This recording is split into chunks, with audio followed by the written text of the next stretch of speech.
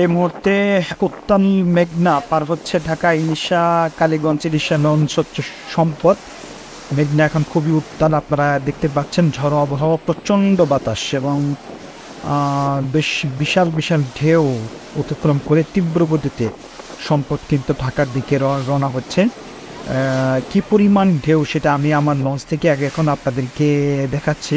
আমি আছি হচ্ছে দোয়েল পাখির 10 লঞ্চে, এটিও কিন্তু ঠিক সেম এলাকা পার হচ্ছে মেঘনার সেই উত্তাল ঢেউ, এত বিশাল বিশাল ঢেউ যে আমাদের রোলিং হচ্ছে।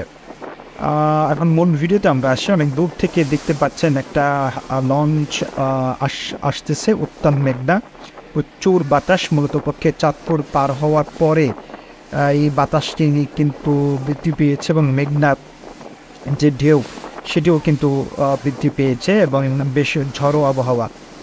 চারপাশে কোনো লোকালয়ে আমরা দেখতে পাচ্ছি না, অনেক দূরে দূরে গ্রাম দেখা যাচ্ছে। তো বেশ তীব্র গতিতে একটি লঞ্চ আসছে, যতদূর দেখতে পাচ্ছি যে সেই লঞ্চটির নাম হচ্ছে সম্পদ।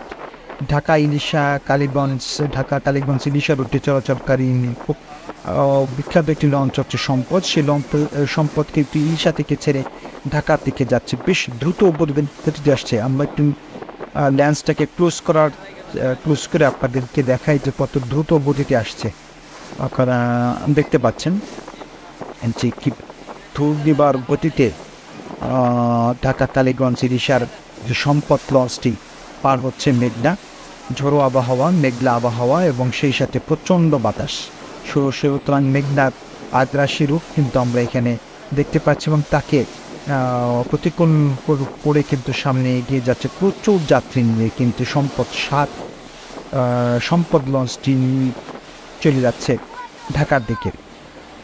তো কথা না বাড়িয়ে ভালো থাকবেন আপনারা সবাই। আর আমাদের শুরুতেই বলে রাখি, আমাদের পেজটি ফলো দিয়ে রাখুন এবং আমাদের ভিডিওতে লাইক কমেন্ট শেয়ার করে জানিয়ে দিন কেমন লাগে আমাদের ভিডিওর, এবং অপেক্ষা করুন পরবর্তী ভিডিওগুলো দেখার জন্য।